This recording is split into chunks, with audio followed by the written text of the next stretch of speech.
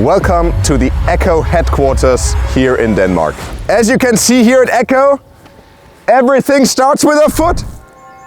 Today we're going to visit the R&I of ECCO in Tondern. Afterwards we're driving up to Esbjerg, our tournament course. We're going to play it, look at Marc's game to see where his weaknesses and strengths right now are, and then we're going to work on them. Hi guys! Hey Timo! Welcome! Timo, good to see you. Welcome!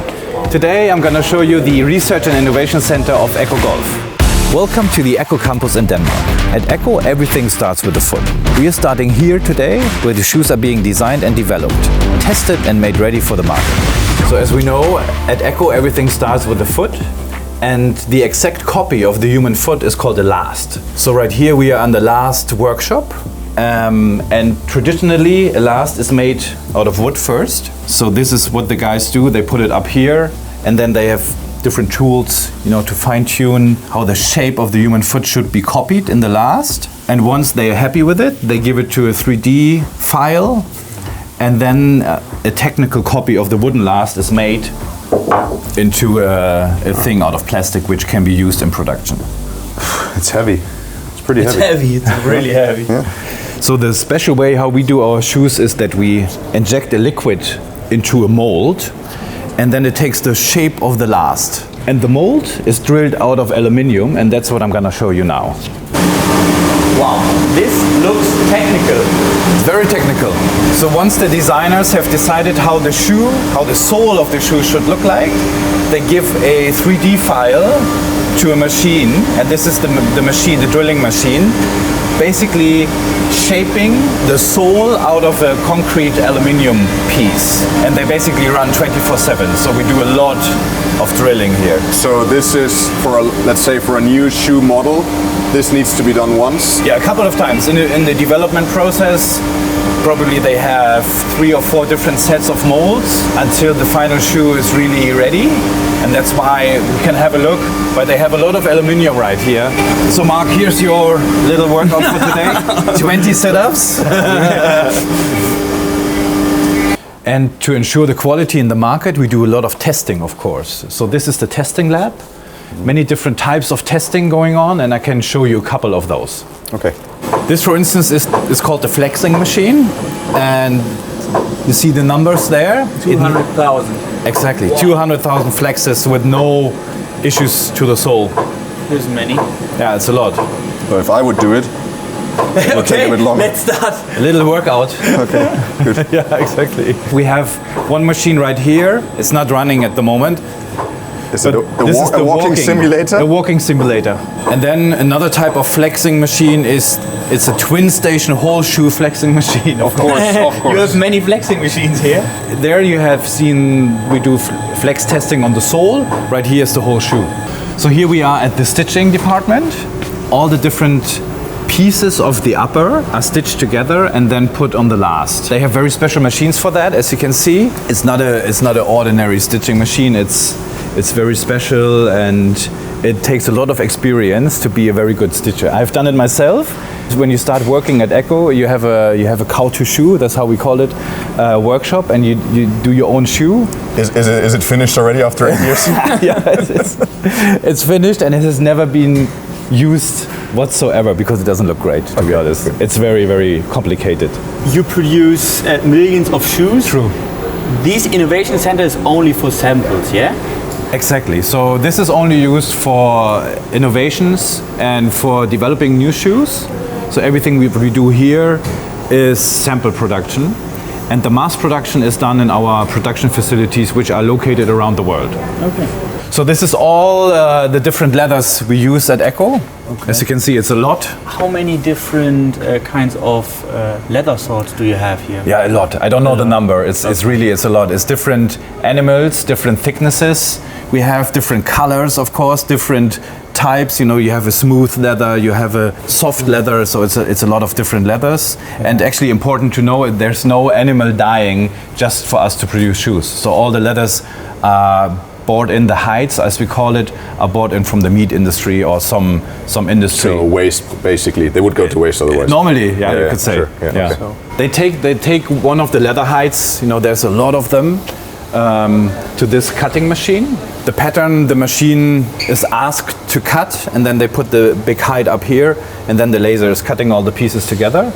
Someone is taking all the pieces, puts them into a little basket like this. So everything that's in here is basically for one pair of shoes? Yeah, exactly. That's okay. one pair of shoes, and then they give it to stitching. And how they know what to do, I have no idea. Wow, Timo, I have to say this is the prettiest facility I've ever seen. Okay, I mean, thanks. it's so clean, like there's trees everywhere inside. Yeah, it's really amazing, Do you still employ people? Can I? Send me your CV and then Yeah, I will. we can have a look. Well, I can play golf, that's it. So that's Very my good. CV, yeah. So what is all this? So all of this is for our designers. Making a shoe is not easy, of course, but designing a shoe also takes a lot of time. So it can be up to 1.5 years from the very first idea to the finished product. And for the designers to get the ideas and to know what leather type they can use, what different colors they can use, they go down here in the material room and can check out laces, ribbons, eyelets, linings, every kind of material which we have in our material library is here, and they can check that out. So obviously, like the last years, this BOA system has come more and more into Right. place, where you just close the shoe without laces. Yeah. Do you think laces are gonna die? or are laces gonna be in our shoes, on our shoes for the next decades? Or is that something old-fashioned that's gonna vanish? Good question, Bernd. I don't know. To be honest, it's such a traditional way to close your shoes. I think it will stay forever. But we do know that the BOA system is increasing more and more. I mean, it is superior, I would say. It is. I mean, the snug feel you get on your shoe with the same pressure on all different points of your foot is, you can't do that with laces.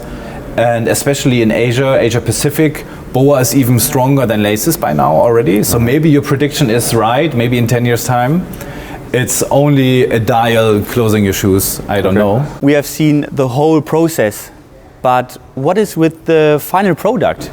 Yeah, we haven't seen a shoe yet. Can you please show us a shoe? Of Thank course. you. Okay. Yeah, let's have a look at that. Good. Okay. In the end, all of this leads to the final shoe. Right. Hey guys. Hey Timo. So Marc, now the moment of truth. Your specialized, personalized shoe for Esbjerg.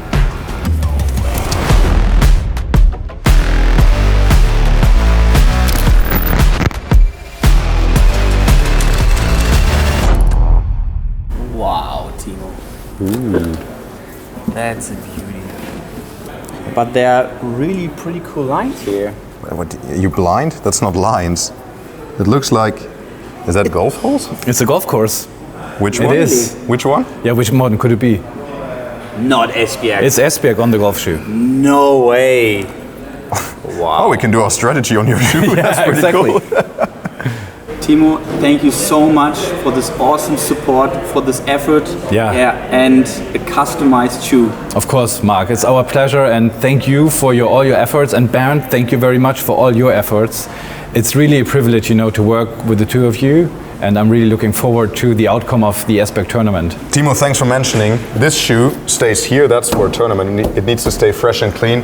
We need to play some golf, work on your game. Come on. Okay. Let's go to Esbjerg. So Esbjerg Golf Club is a very interesting track. Old school, I would say. Very narrow, a lot of high grass left and right of the fairways. Not really many bailout areas, blind tee shots. So a very strategic golf course where you need to keep your ball in play. We had a closer look at two of the holes today, both on the front nine. Hole number 3, first of all, a short par 4, but a blind tee shot. So it's quite a lot of players don't like blind tee shots, me included. The fairway is pretty wide at the beginning, which means let's try hit a 2-iron somewhere here to the big part. And then we don't know the course, so the fairway is tight here, but maybe the rough here is quite simple. So maybe driver still makes sense. So we're hitting a 2-iron to the big part, a driver to be more aggressive. And then we'll see how it looks up there. And the second big part is it's a completely blind tee shot. So we are guessing the line. We haven't been here.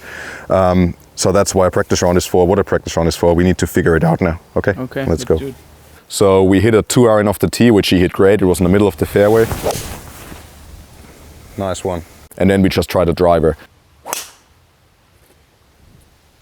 That is far right.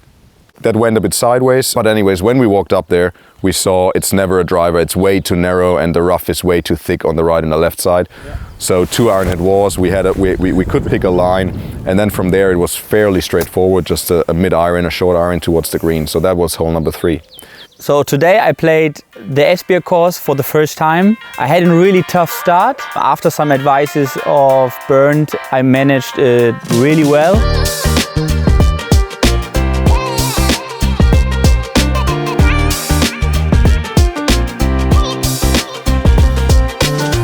So this is putt view. You want to maybe give it a try? For sure. Cool. So what we have is an augmented reality putting coach. Wow. And we focus on your putting practice for indoors and outdoors. So what you have here is PuttView X, our outdoor training device, which automatically scans all the greens. So it takes like 3 seconds and you can scan the whole green. You have a starting position, and then you can see... The red one here, yeah? Exactly. And then you can see the aiming line and the ideal path of the ball traveling to the hole. Okay. So if you got the correct speed and the perfect line, your ball will like easily travel to the hole.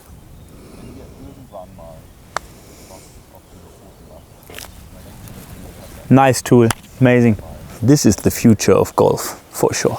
Hole number 7 is a fairly short par 5, around 475 meters, so very reachable for Marc. I mean, 475 always means we can reach it in 2, and par 5 reaching it in 2 obviously gives us an eagle chance. So first option again was a 2-iron, try to get it into play because it is narrow. Good shot. And then option number 2 again, a driver, which he hit great down the middle. That's okay. We take it.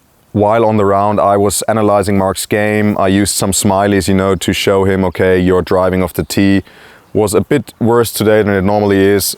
His iron and game and approach game was very good, so some smileys for him. Lag putting, so speed in his putting, not quite where it needs to be.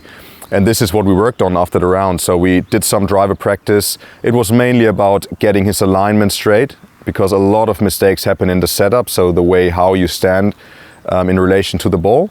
From the range, we went straight to the putting green and worked a lot on Marc's lag putting. Lag putting means getting the speed dialed in for putts. So mainly medium and long range putts, those need to be close to the hole. This is what he needs to work on the next couple of days, and then we will be ready. I can't wait to walk the fairways of Esbjerg. So let's go, see you there.